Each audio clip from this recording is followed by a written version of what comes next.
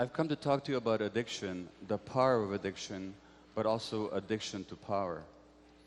Now, as a medical doctor, I work in Vancouver, Canada, and I've worked with some very, very addicted people. People who use heroin, they inject cocaine, they drink alcohol, crystal meth, and every drug known to man. And these people suffer. If the success of a doctor is to be measured by how long his patients live, then I'm a failure, because my patients die very young, relatively speaking.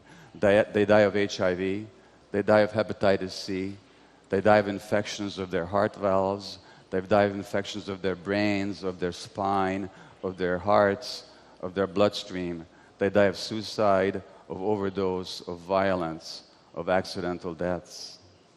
And if you look at them, you call to mind the words of the great Egyptian novelist Naguib Mahfouz, who wrote, "Nothing records the effects of a sad life as graphically as the human body," because these people lose everything. They lose their health, they lose their beauty, they lose their teeth, they lose their wealth, they lose human relationship, and in the end, they often lose their lives. And yet nothing shakes them from their addiction. Nothing can force them to give up their addiction. The addictions are powerful, and the question is why? And as one of my patients said to me, "I'm not afraid of dying," he said, "I'm more afraid of living." And the question we have to ask is, why are people afraid of life? And if you want to understand addiction, you can't look at what's wrong with the addiction, you have to look at what's right about it. In other words, what is the person getting from the addiction? What are they getting that otherwise they don't have? And what addicts get are relief from pain. What they get is a sense of peace, a sense of control, a sense of calmness, very, very temporarily. And the question is, why are these qualities missing from their lives? What happened to them? Now, if you look at the drugs like heroin, like morphine, like codeine, if you look at cocaine, if you look at alcohol, these are all painkillers. One way or another, they all soothe pain. And that's what the real question in addiction is, not why the addiction, but why the pain. Now, I just finished reading the biography of Keith Richards, the guitarist for the Rolling Stones. And as you probably know, everybody's still surprised that Richards is still alive today, because he was a heavy-duty heroin addict for a long time. And in his biography, he writes that the addiction was all about looking for oblivion, looking for forgetting. He said, the contortions that we go through just not to be ourselves for a few hours. And I understand that very well myself, because I know that discomfort with myself. I know that discomfort being in my own skin. I know that desire to escape from my own mind. The great British psychiatrist R.D. Lang said that there are three things that people are afraid of. They're afraid of death, of other people, and their own minds. And for a long time in my life, I wanted to distract myself from my own mind because I was afraid to be alone with it. And how would I distract myself? Well, I've never used drugs, but I've distracted myself through work and throwing myself into activity. And I've distracted myself through shopping. In my case, for classical compact music, classical compact discs. But I've been a real addict that way. One week I spent $8,000 on the classical compact discs, not because I wanted to, but because I couldn't help going back to the store. And as a medical doctor, I used to deliver a lot of babies. And once I left a woman in labor in hospital to get a classical piece of music. And I still could have made it back to the store, to the hospital on time. But once you're in the store, you can't leave because there are these evil classical music dealers in the aisles, you know, who, hey, buddy, have you listened to the latest Mozart symphony cycle? You haven't? Well, so I missed the delivery of that baby. And I'd come home and I lie to my wife about it, like any addict. I would lie about it. And I would ignore my own children because of my obsession with work and with music. So I know what that escape from the self is like. And my definition of addiction is any behavior that gives you temporary relief, temporary pleasure, but in the long term causes harm, has some negative consequences, and you can't give it up despite those negative consequences. And from that perspective, you can understand that there's many, many addictions. Yes, there's the addiction to drugs, but there's also the addiction to consumerism. There's the addiction to sex, to the internet, to shopping, to food. The Buddhists have this idea of the hungry ghosts. The hungry ghosts are creatures with large empty bellies and small scrawny necks and tiny little mouths, so they can never get enough. They can never fill this emptiness on the inside. And we all hungry ghosts in this society. We all have this emptiness. And so many of us are trying to fill that emptiness from the outside. And the addiction is all about trying to fill that emptiness from the outside. Now, if you want to ask the question of why people are in pain, you can't look at their genetics. You have to look at their lives. And in the case of my patients, my highly addicted patients, it's very clear why they're in pain, because they've been abused all their lives. They began life as abused children. All the women I worked with over a 12-year period, hundreds of them, they had all been sexually abused as children. And the men had been traumatized as well. The men had been sexually abused, neglected, physically abused, abandoned, and emotionally hurt over and over again. And that's why the pain. And there's something else here too. The human brain itself, as you heard already, develops an interaction with the environment. It's not just genetically programmed. So the kind of environment that a child has will actually shape the development of the brain. Now, I can tell you about two experiments with mice. You take a little mouse and you put food in his mouth, and he'll eat it and enjoy it and swallow it. But if you put the food down a few inches away from his nose, he will not move to eat it. He will actually starve to death rather than eat. Why? Because genetically, they knocked out the receptors for a chemical in the brain called dopamine. Dopamine is the incentive motivation chemical. Dopamine flows whenever we're motivated, excited, vital, vibrant, curious about something, when we're seeking food or a sexual partner. Without the dopamine, we have no motivation. Now, what do you think the addict gets? When the addict shoots cocaine, when the addict shoots crystal meth, or almost any drug, they get a hit of dopamine in their brain. And the question is, what happened to their brains in the first place? Because it's a myth that drugs are addictive. Drugs are not by themselves addictive, because most people who try most drugs never become addicted. So the question is, why are some people vulnerable to be addicted?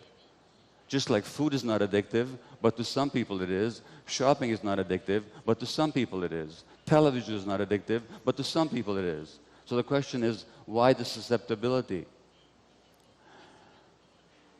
There's another little experiment with mice where infant mice, if they're separated from the mothers, will not cry for their mothers. Now, what would that mean in the wild? It means that they would die, because only the mother protects the child's life and nurtures the child.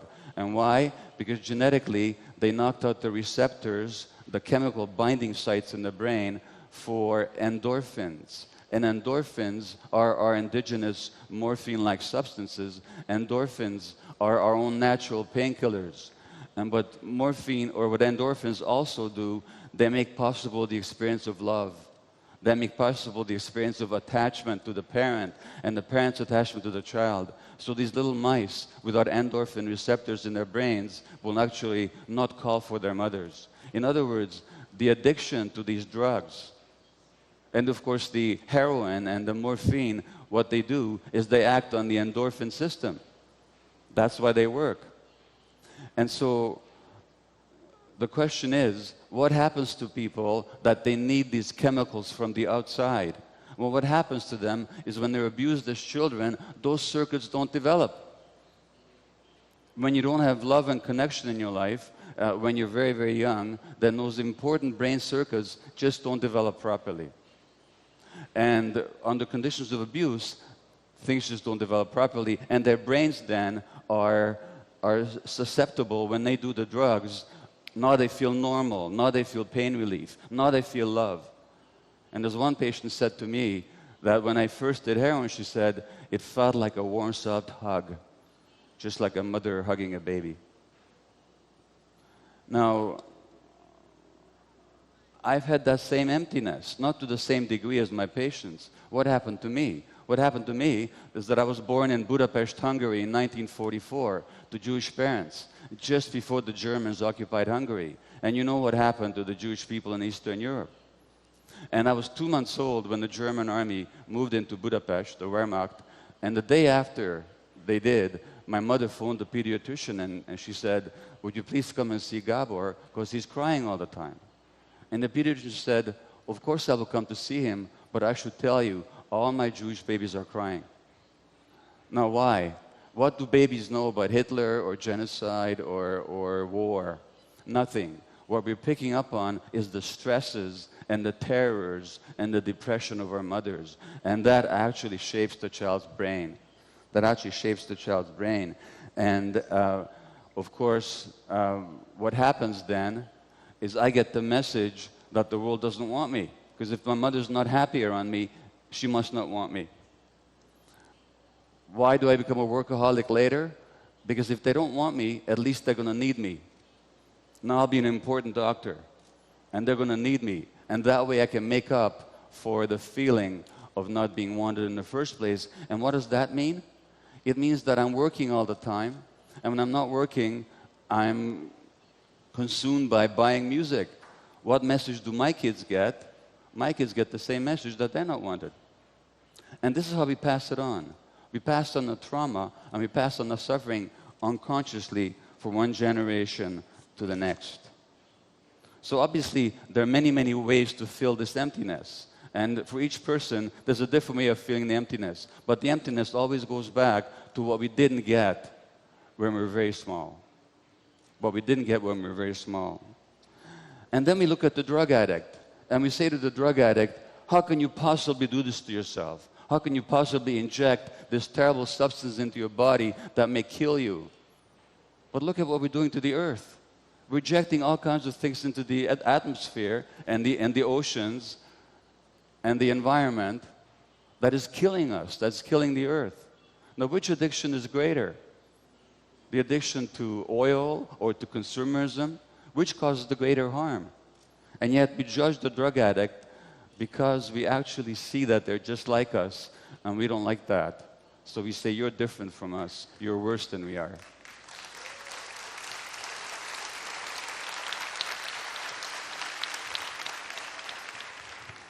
On the plane to Sao Paulo and Rio de Janeiro, I was reading the New York Times on June the 9th, and it was an article about Brazil.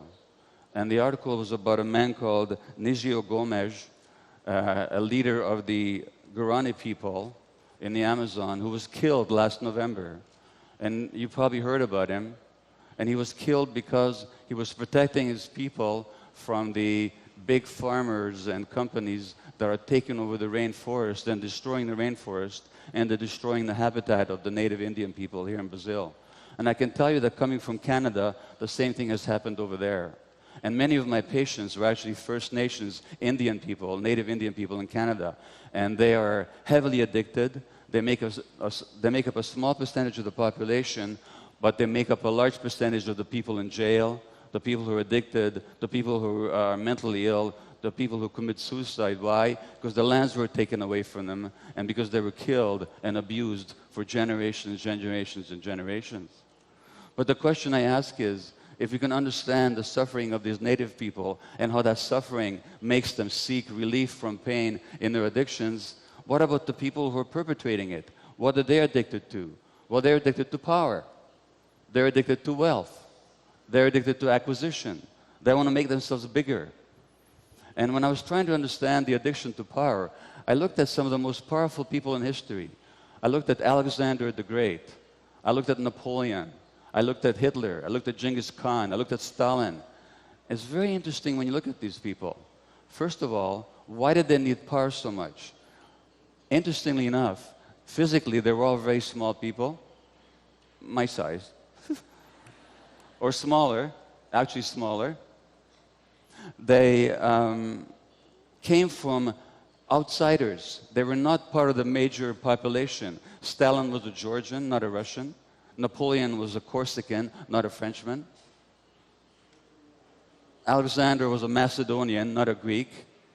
And Hitler was an Austrian, not a German.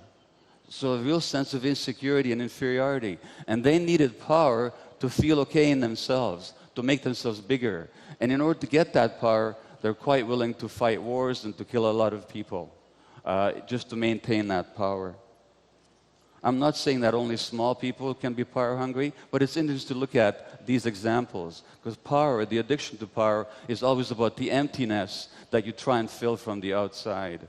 And Napoleon, even in exile, on the island of St. Helena, after he lost power, he said, "I love power. I love power." He couldn't think of himself without power. He had no sense of himself without being powerful externally.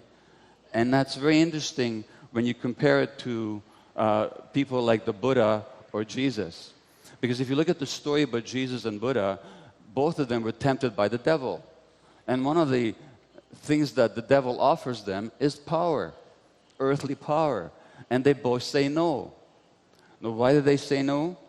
They say no because they have the power inside of themselves. They don't need it from the outside. And they both say no because they don't want to control people, they want to teach people. They want to teach people by example and by soft words and by wisdom, not through force. So they refuse power. And it's very interesting what they say about that. Jesus says that the power and the reality is not outside of yourself, but inside. He says the kingdom of God is within. And the Buddha, before he dies, and his monks are mourning and crying and they're all upset, he says, "Don't mourn me," he says, "and don't worship me. Find the lamp inside yourself. Be a lamp unto yourselves. Find the light within." And so as we look at this difficult world with the loss of the environment and the global warming and the depredations in the oceans, let's not look to the people in power to change things, because the people in power, I'm afraid to say, are very often some of the emptiest people in the world. And they're not going to change things for us. We have to find that light within ourselves. We have to find the light within communities and in our own wisdom, in our own creativity. We can't wait for the people in power to make things better for us, because they're never going to, not unless we make them. Now, they say that human nature is competitive, that human nature is aggressive, that human nature is selfish. It's just the opposite. Human nature is actually cooperative, human nature is actually generous, human nature is actually community-minded.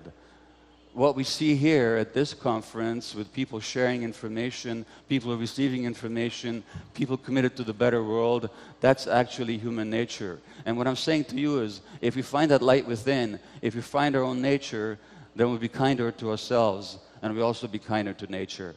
Thank you. Thank you. Thank you. Thank you.